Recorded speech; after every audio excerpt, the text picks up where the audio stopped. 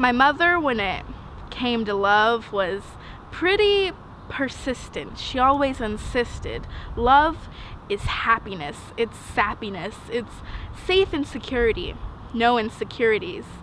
Because when you're with them, you feel perfect, inside and on the surface. It's cute and fuzzy, butterflies in your tummy. It's this constant feeling of reeling, of getting deeper and deeper, and you don't want it to stop, ever. And I was excited for that bliss, for the satisfaction and abstraction of attraction and passion, for the knowledge that even when I'm broken and think I can't be fixed, you'll be the one who picks me up and puts my pieces back together, whether or not I ask you to. Because you'll know that's what's good for me. And I waited for that day, prayed that my flaws, unpretty face, unflattering body, clothing taste didn't determine whether or not I deserved love. And the wait seemed ruthless, useless. I thought the truth is, I'm not good enough for that pleasure. My appearance just didn't measure. Maybe if I looked better, was a better dresser, maybe if I weighed a little lesser, I could have a chance to find love. And that was my train of thought. What I was taught, if I wasn't pretty, I wouldn't have a shot at joy with another individual. It was fictional. I'd be miserable. For me to find love would be a pure miracle. It was toxic. I was afraid, dismayed, ashamed. I was told I'm unlikable ever since the first grade, and it's so disgusting how I was convinced that something out of my hands could stand between me and the love that everyone had learned that they deserved.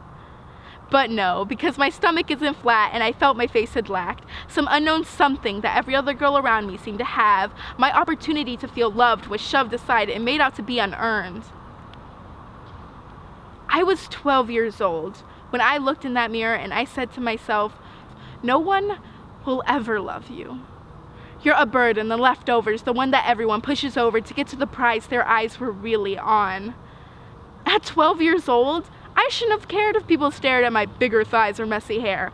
I shouldn't have been so concerned with the fact that a boy had yet to like me back, and more importantly, it shouldn't have ever reached that point of self-hatred. That point where I deemed myself unlovable because of the hateful things I was told as a little girl. But the thing is, I can't change the fact that it happened. I could only change my thoughts and my actions. I could only remind myself that what I felt wasn't okay.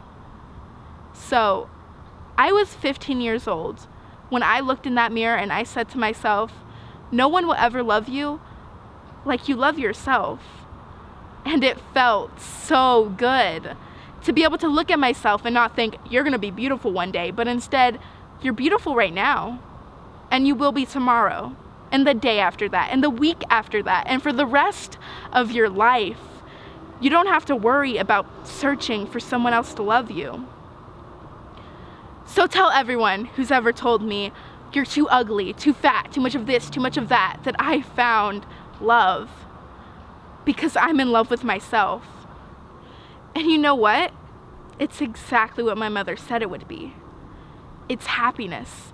It's sappiness. It's safe insecurity. No insecurities. Because when I look in that mirror, I feel perfect.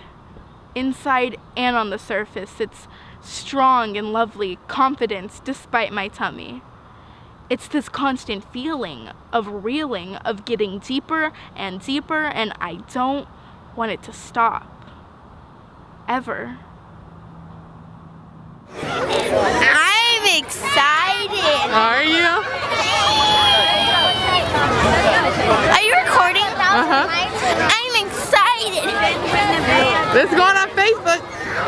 Huh? It's going on the internet. I'm excited. Hey.